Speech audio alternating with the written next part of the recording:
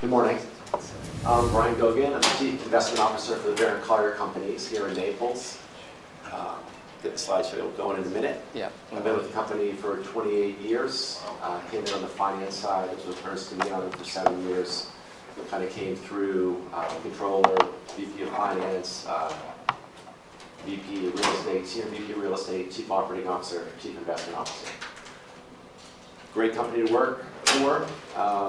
We're on the third and fourth generation of the Collier family. Very tight group of people. The way we're structured, we only have one Collier family member that works directly in the company. That's our CEO, Blake Gable. We very much run it like a business. We're not going to call ourselves a family office based on what I just heard a few minutes ago. We have 4 family members that are on the board, 3 outside directors. We started having outside directors about 10 years ago. Probably one of the best things that happened for us. They're all great at what they do, and they just brought that additional structure in our thinking and our decision making. All right. Next slide. Okay, ready to go? Yeah. That's not me. Oh, that's Jay's slides. Sorry, excuse me. Carry on. Okay. So, I don't know, how many people live in Naples that are here? How many people spend time in Naples or have been here a number of times? Okay. So the history, I'm just going to run through really quickly the history of Collier County. It is pretty interesting. More than 100 years ago, you couldn't even get here unless you came here by boat. There was like no way to get here. The road didn't come down here. The railroad didn't come in until about 100 years ago. So there was very little happening here at that time. I've got a few pictures to show that. Who's been to every lake city? Anybody? It's kind of interesting, little strange a little bit. I guess great fishing place, but it almost like time forgot it. It's frozen in time because in the 1920s there was more people living in every lake city at the time than there was in all of Naples. And that was the company headquarters originally for the Collier family. That's where a lot of things were going on, probably bootlegging during Prohibition. But anyways, really the Tamiami Trail, am I going to get slides, you think?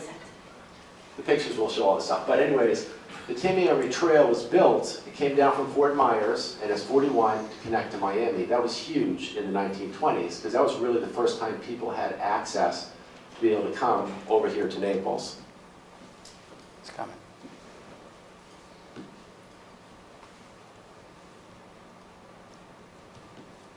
For some reason, that didn't work.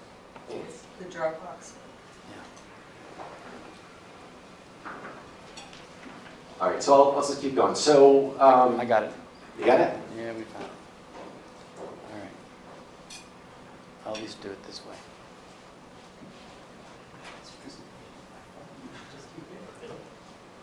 Share this. How about that? Not yet.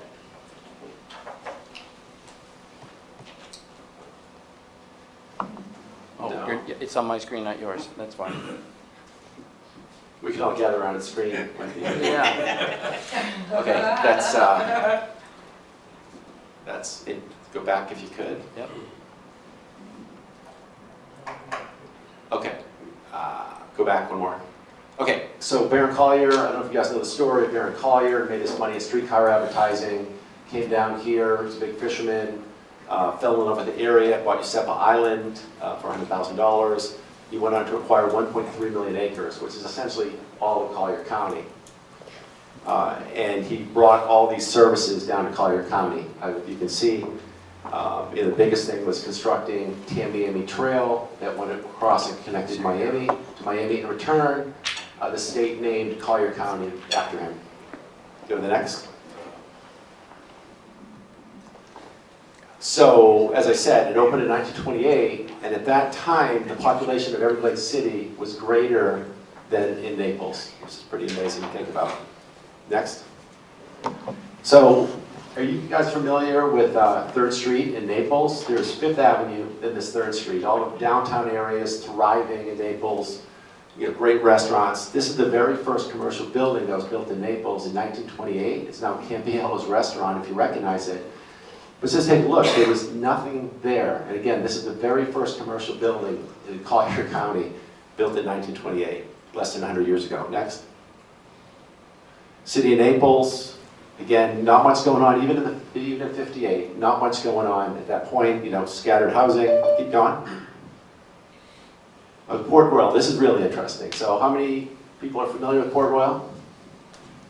So you could buy, when that was first developed, you could buy lots for up to $12,000 a lot. A lot of money, right? Okay. So right now, if you look at the listings, there's a lot for sale for 25 million. There's a lot for sale for 63 million. And you can buy the estate on the corner if you want to for $210 million. That's what it's listed for right now.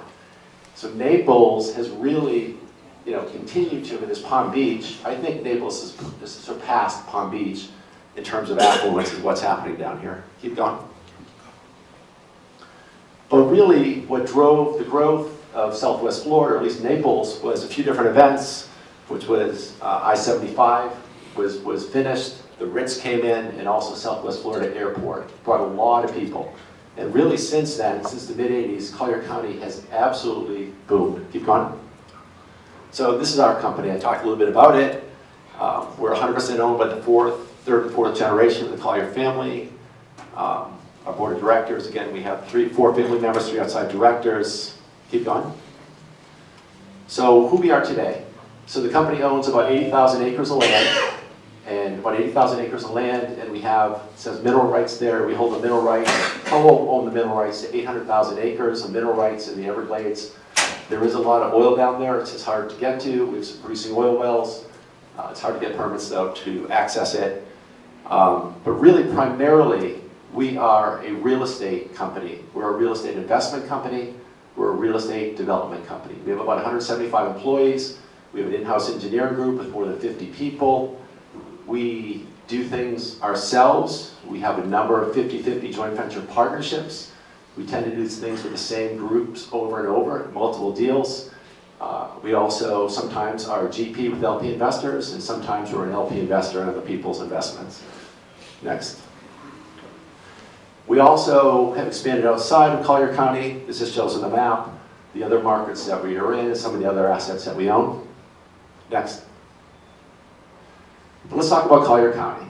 So Collier County today, there's a map of it, and you can see it's really built out along the coast. There are some infill development opportunities, like this project right here. This wasn't here, 3 or 4 years ago, this hotel. So there's infill opportunities, but primarily the only future growth can happen in eastern Collier County, and to a lesser extent in East Naples. But what I want to talk about is eastern Collier County, because that's where most of the growth is going to happen. Next slide. Can you go back one? So when we talk about eastern Collier County, we're talking about the area out there. Next. So what's going on out there? It's called the Rural Land Stewardship Area. So it's almost 200,000 acres of land.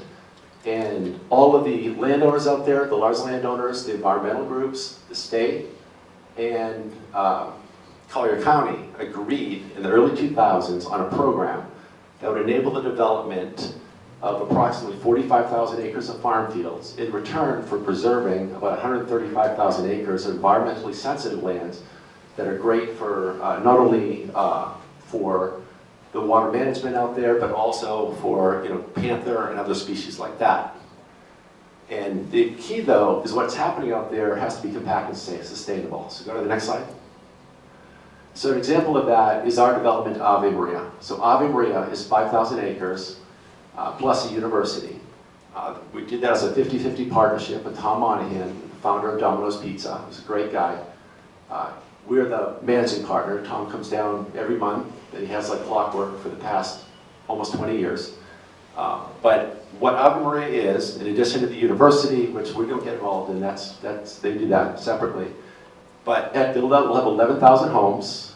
Currently, we have a little over 5,000 homes. We're selling about 600 homes per year. We're one of the top 20 master plan selling communities in the country.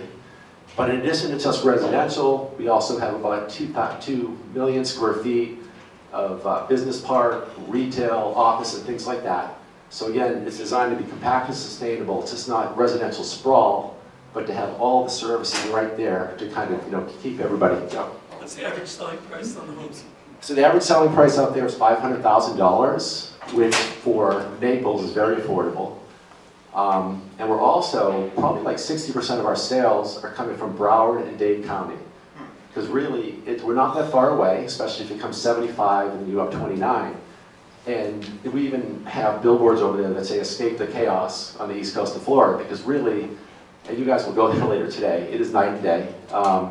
You know, traffic's bad, crime is a lot worse, schools are a lot better over here, quality of life. So there's a lot of reasons why a lot of people are leaving Broward and Dade and moving over to our coast. Next.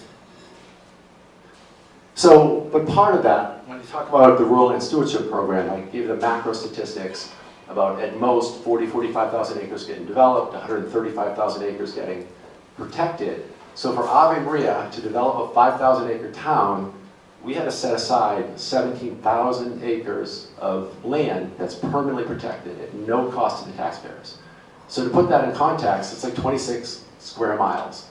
It's almost twice the size of the entire city of Naples here. Again, that's always going to be permanently protected. Next. So what does it mean in terms of Collier County? What's it look like when all is said and done? Well, you can see on this slide, the majority of Collier County is always going to be, majority of it's going to be protected. You can see where development is going to occur, and you can see what land is going to be protected. So this is, you know, a lot of people are concerned with the growth and all that, but there is a plan in place, and really the last significant piece of it is the Rural Land Stewardship Program. And once that land gets set aside and protected, that's the end result, and that's how much land will be protected at the end of the day. So that's my overview of our company and also what's happening in growth in Collier County. What's next? Good. I guess I'll take any questions since he's... Yeah. What's left to build in terms of acreage? A lot of times people are trying to quantify. What is that number? I would say in the rural land stewardship area, Ave Maria is 5,000 acres of the 45,000 acres that can be developed. Okay. So there could be upwards of 40,000 acres more to be developed. Now, Collier County currently has a population of about 400,000 people. If you take, let's use 40,000 acres get developed at 3 units per acre, that's 120,000 homes, at 3 people. Right. So another at least 300,000 people potentially will live in Collier County someday. So the build-out population, you know, could end up not just being 400,000, but we could end up at 700,000, 800,000. But at least it's going to be happening in a way that's planned for, and you know, land being protected, compact, sustainable growth. Thank you. Does Barron Collier own all 40,000, or is that? No, we're the largest landowner there. We can replicate Ave Maria probably another at least 2 more times over the next, you know, 20, 30, 40 years. I have a question. Yeah. Regarding the water rights you mentioned, is that a lucrative thing relative to other states in Florida? No, because you don't really have the water, like it's different. It's not like Colorado. So you're not buying water rights. The thing is too, the farm fields that are being developed, they use a lot more water than developments do. So really water is not a constraint down here for development. I just want to circle back to the previous speaker in terms of, you know, family offices. Again, all we do primarily is real estate development, and we strategically, that's our lane. That's the lane we stay in.